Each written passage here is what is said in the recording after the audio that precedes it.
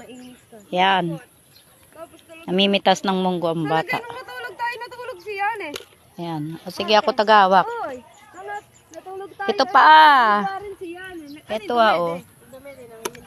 Ayan o, nasa ilalim mo ito. Hindi ko na inanay, basta magawa na ulit ako. Natulog ka ba?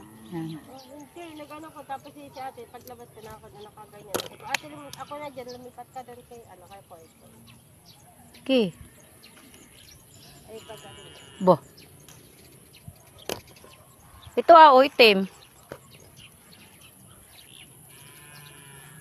Ito ah. Ayusin mo naman ang pagpitas. Ito pa ah.